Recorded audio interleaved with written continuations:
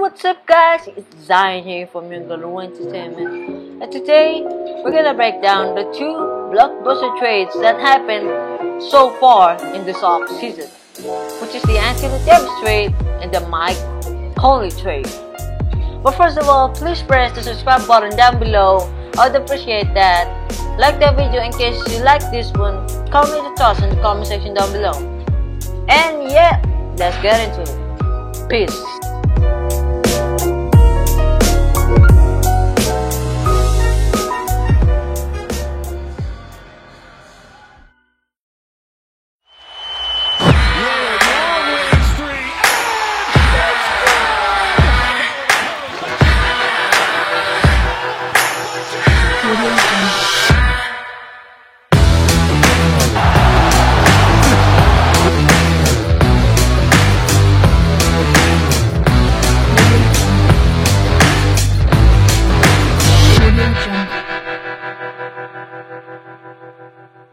Let's start off this trade with the most recent trade out of these two.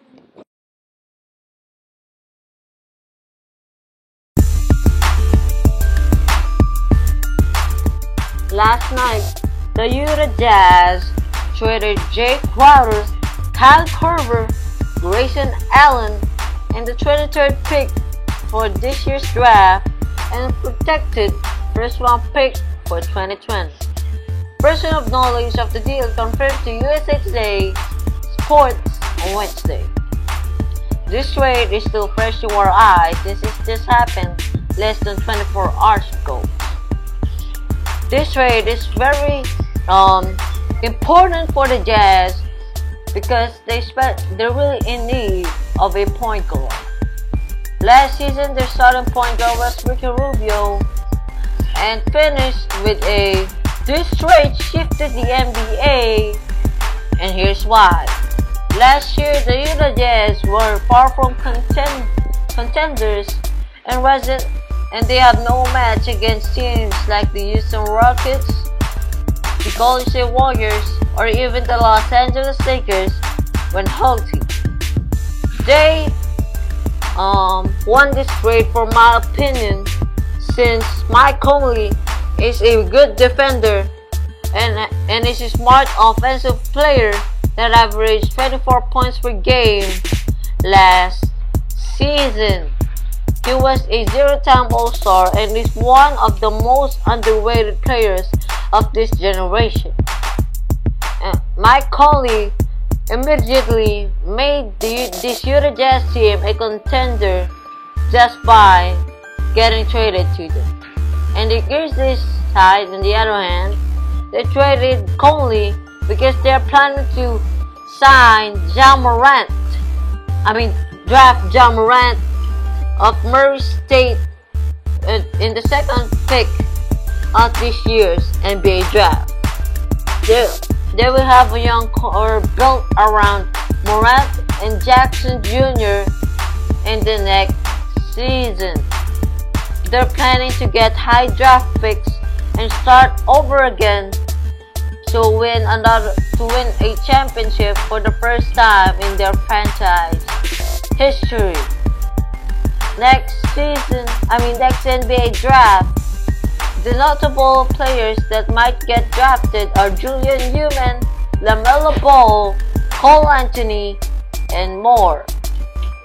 So this is a win-win trade, but I think the Utah Jazz got the upper hand on this one since they immediately became contenders after this trade. Also, the Utah Jazz will have more. Just gave up a washed-up Kyle Korver, a decent but not as talented as anyone player in Jay Crowder, and a rookie of Grayson Allen. Yes, the 23rd pick might be the difference in this one, but the Utah Jazz are in need of a all-star point guard, and who knows, the 23rd pick might be just another G-League top of player. But the protected first round pick in 2020 it's interesting. But the problem with the Utah is Mike Conley have a max deal, and he is already a 30 plus years old player.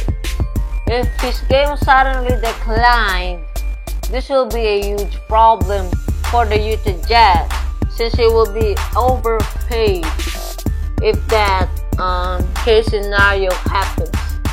On the other hand, with the Memphis Grizzlies, they're planning to get a young core and end this grit and grind era and restart from the beginning, since they are now winning with this Mike Conley grit and grind area.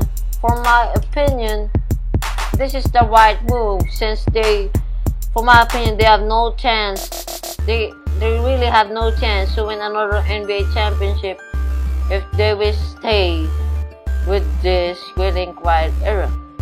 And since the draft lottery, we already knew that Conley will be traded to another contending team, since the Memphis Grizzlies have the second pick, and they are quote-unquote rumored to target future all-star point guard Ja Morant in that draft. So yeah, once again, this is a win-win trade scenario. But if we're talking just about next season, yeah, this is a win-win trade. But I think Utah got the upper hand, since they now have a legit chance to win their first NBA championship in franchise history. But Grizzlies might win a championship, but not today, since Jaren Jackson Jr. and Ja Morant are still young players and will develop. I mean, they will not be all-stars immediately in their sophomore and rookie season. They have to wait in like 5 years or so. So yeah, once again, this is a win-win trade scenario, but Utah got the upper hand on this one, just because they now have a legit chance to win the NBA championship, which is every team's goal every season.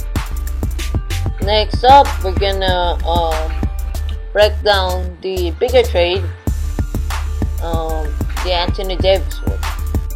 That is a big one, and we have a lot to talk about that. So, with no time to waste, let's get into it.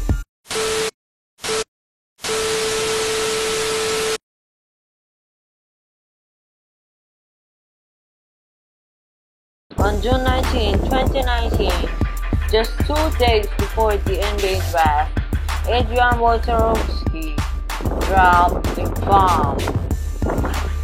On Twitter, he reported a deal that included the Los Angeles Lakers and the New Orleans Pelicans, where the Lakers will receive Anthony Davis, and in return, the Pelicans will get Lonzo Ball, Brandon Ingram, Josh Hart, three first-round picks, including this year's fourth pick that turned out to be DeAndre Hunter of Virginia. Okay, this trade,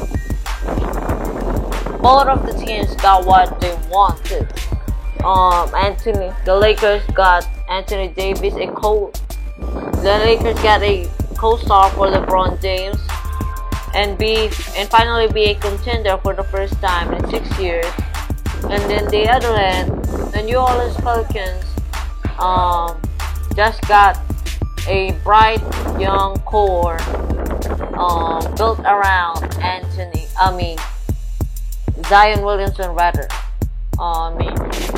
In this trade, it was a win-win. Nobody's a winner of this so far, because we still don't know if Davis and LeBron's game will mesh well, and if Lonzo, Ingram, Hart, and DeAndre Hunter, and Jackson Hayes will be phenomenal young stars that can be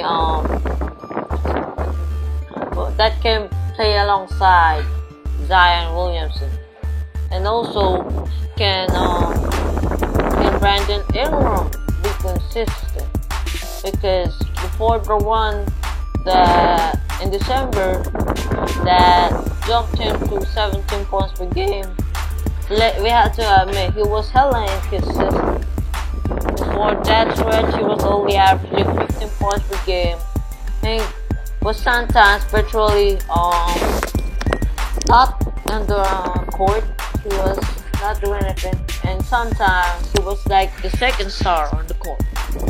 So Ingram's consistency is the big problem for the New Orleans Pelicans, and also Ingram's blood clot is also a big problem for the Pelicans in case that trade does not work out. And on the other hand, this trade might not work out for the Lakers if Anthony Davis becomes injured and did not resign with the Lakers in the next free agency, or Anthony Davis game does not mesh well with LeBron James' one.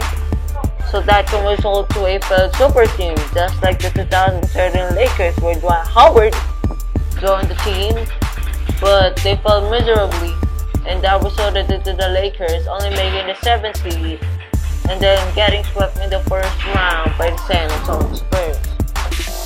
But overall, while the season is not started yet, this is a win-win trade for both teams. So yeah. But if the Lakers make like conference finals at least this season, and the New Orleans Pelicans fail to develop their young core, I think this is a big W for the Lakers, because even if LeBron's contract ends in 2020 something, I didn't research on that, but yeah, he's just 30. Davis will just be 30 years old, so Davis still got a lot to pump. So yeah, as long as so far, as long as the season does not start yet, we still don't know who won this trade. But yeah, rumors now is the Lakers is dealing with talking with the Atlanta Hawks on planning to make them the third team on this trade, because the Lakers, they are trying hard to clear some cap space to sign a max free agent and possibly win the NBA championship next season. But yeah, this is a win-win trade for both sides. Yeah, my prediction for these two trades is the Utah Jazz with Michael Conley, and with the Houston Rockets getting messed up and the Golden State Warriors unhealthy, I think they might make the Western Conference Finals next season. And for the Lakers standpoint, I think they would defeat the Utah Jazz in the Western Conference Finals in 6 games if the roster stayed the same this season. But I think it's still too early to say that, since free agency has not started yet. And in July 6th, all of these predictions might change. So yeah, that are the 2 breakdowns for the 2 blockbuster trades for so far this off season. I hope you guys like this one. Like the video in case you like it. Comment your thoughts. Yeah, peace out.